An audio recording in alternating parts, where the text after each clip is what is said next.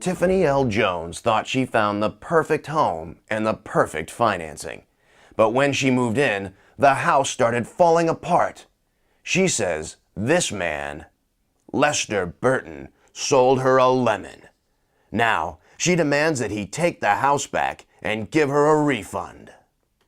Miss Jones, you're here because you want Mr. Burton to buy back your house? Yes, or reimburse me for the repairs. Mr. Burton sold me an overpriced house that's falling apart from top to bottom, and I'm going broke trying to stay in this house. Oh, go ahead and tell me the story then. Well, my landlord kept going up on my rent, and I wanted to move my son to a safer neighborhood where my mom lives. She said it was a house down the block from her, had been vacant for some time, and someone was over there fixing it up. So I called the number. Mr. Burton was the one fixing it up. He said loan programs to help assist people like Ms. Jones get out of these types of loans and into something a little more reasonable, and I think Ms. Jones will qualify. Well, that's a godsend, Mr. Treadwell, because there's really nothing the court can do at this point. Miss Jones, I really hope that you are aware that you made a very hasty and ill-informed decision here. Now, Mr. Burton, you're another story. You and your kind are a scourge on the city. But you're smart, aren't you? You didn't break the law. I mean, one of these days, you're going to get even greedier, and at that time, I hope that we can put you behind bars. Your Honor, I resent that. I'm not greedy and I have a You right to make a living. Mr. Burton. This is my court. While the evidence is insufficient to prove you knowingly deceived Miss Jones, which I think you did, I'm deeply troubled by your taking such a huge profit. I mean, $75,000 within 6 months? You didn't put that kind of money into the repairs on this house. I'm just trying to help people, that's all, Your Honor. That's enough, Mr. Burton. I mean, you survived this one. Actually, although it's completely unethical what you did, your transaction does not seem to break the law here. So I really have to find in your favor, Mr. Burton. Miss Jones, next time, go to a housing counselor before you do anything. Next case. Looks like Tiffany Jones sure could have used some help.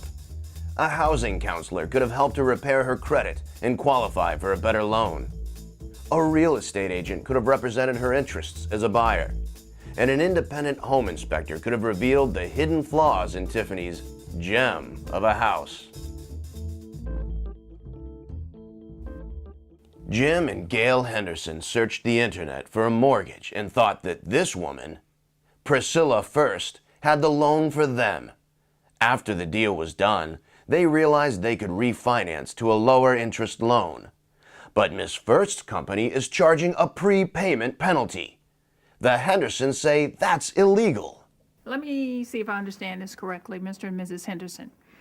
You're here today because you believe that Ms. First, a mortgage loan officer, put you in a bad loan that had an illegal prepayment penalty. Well, her name may be First, but she's last in my book. Anyhow, this is how it happened, Judge. As a teacher, I've become very familiar with researching things on the internet. So when we were house hunting, I decided to look for mortgage loans online. And I found a company called creditmaster.com. Excuse me? And I decided to put our profile online there. Wait a minute. You put your financial data on a website? That's no way to get a loan. Any crazy loan shark can get access to your data there. Well, she emailed me, and she was from a very well-known company. She tells me that Gail and I can qualify for a good loan. So I say, great, tell me about it. So I figured that since we have such good credit, Gail and I have a 780 FICO score out of a possible 850, that if I put our profile up, we get the best deal possible. That's what the internet's all about. Free and open commerce, unlimited access to information, what have you. Anyhow, Miss First got us a loan with a 9.5% interest rate. You have something to add? Yes, Your Honor. Shortly after we bought our house, we met this couple at a party, and they were teachers like us, had the same income, and they'd bought a house similar to ours. But it sounded like their credit scores weren't as good as ours, and they still got a lower rate, like 6.5%. Yeah, so I contacted a housing counselor with the Housing Aid Center, and she said, geez, that's a really high rate for someone with your FICO score. Yeah, so we called Miss First back and we said we want to get out of this loan. We want to refinance. And she said that we'd have to pay. We'd have to pay to get out of our loan right away. We went out, Your Honor. We got a raw deal, and this penalty is just salt in our wounds. Oh, one more thing. That other couple, they got a $10,000 grant to cover closing costs, and Miss First didn't tell us anything about grants that we would qualify for. Miss First is not, she's a loan officer. She's not a housing counselor. There's a big difference. Miss First gets paid to sell you a loan. A housing counselor gets paid by a not-for-profit organization to give you objective advice. That being said, Miss First, could you explain why there's a prepayment penalty on this loan? It was a type of loan they were qualified for. I might add, Mr. and Mrs. Henderson are educated people. They were free to shop around for whatever other product they needed. Did you point out to them that there was a prepayment penalty? They're educated people. They read the documents. They wouldn't have read the loan documents until closing. Did you explain it to them at any time prior to closing?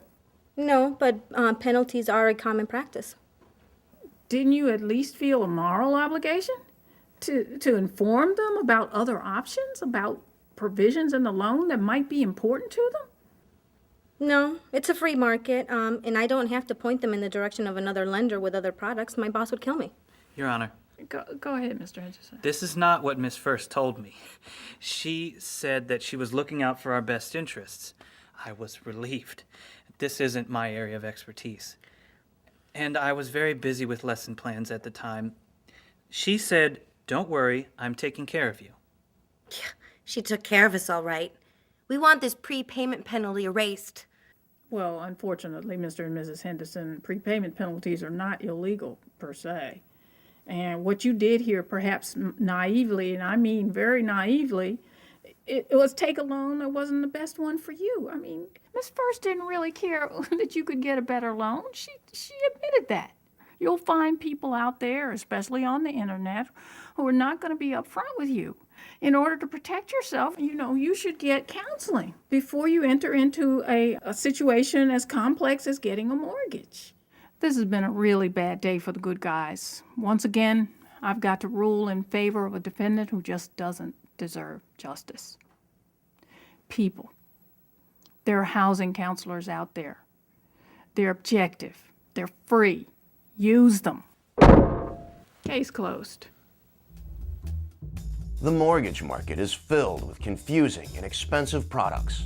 The Hendersons obviously shouldn't have signed documents they didn't understand. They should have used a housing counselor from the very beginning. Counselors can identify hidden costs and tell you if you're eligible for special grants and incentives.